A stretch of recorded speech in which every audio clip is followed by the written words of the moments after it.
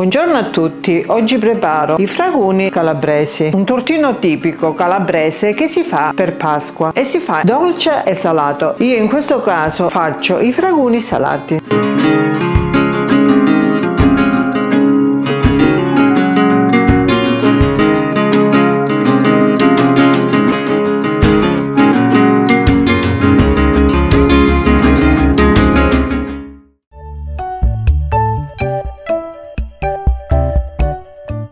Cento g di farina zero, 100 g di semola, 100 g di farina integrale, 6 g di lievito di birra, 5 g di sale, 350 ml di acqua per il ripieno, 500 g di ricotta di pecora, 2 uova, scamorza affumicata, enduia quanto basta, prezzemolo quanto basta. Di solito questa ricetta si fa con il salame piccante, io la faccio con l'anduia. Inizio la preparazione e setaccio le farine.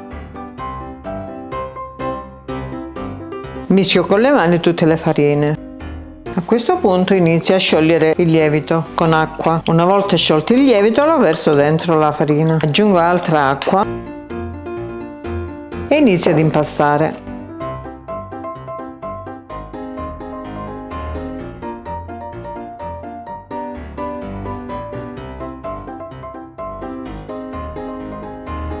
A questo punto metti il sale.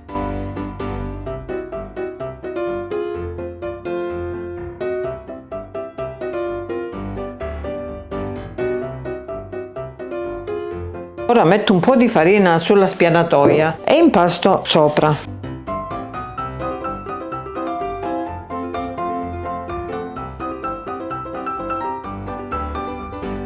Impastato bene lo metto nella bowl, lo copro con pellicola e lo lascio lievitare. Nel frattempo che lievita l'impasto preparo il ripieno. Nella ricotta inserisco le uova e mischio.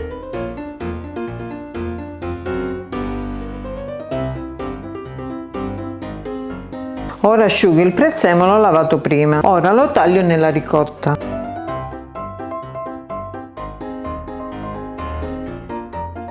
Precedentemente ho tagliato la scamorza, che ora metto dentro e mescolo.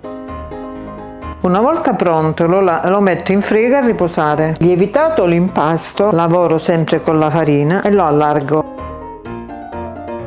A questo punto taglio dei pezzi. E continuo a farli tutti così. I panetti sono circa di 65 g ciascuno. Una volta pronti, stendo con mattarella e farina.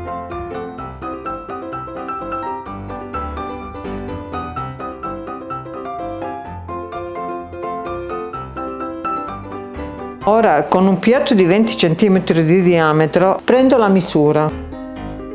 A questo punto metto il ripieno. Metto in centro e stendo un poco, così. Ora metto pezzetti di induia.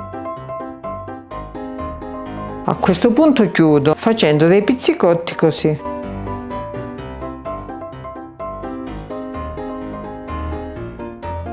Ed ecco pronto il primo e lo metto in teglia. Una volta pronti li lascio lievitare ancora per un'altra mezz'ora. Poi li inforno in forno caldo e statico a 200 per 35 minuti e continuo a farli tutti così. Una volta cotti sono pronti da gustare. Grazie della visione, alla prossima. Iscrivetevi al canale, condividete e mettete mi piace.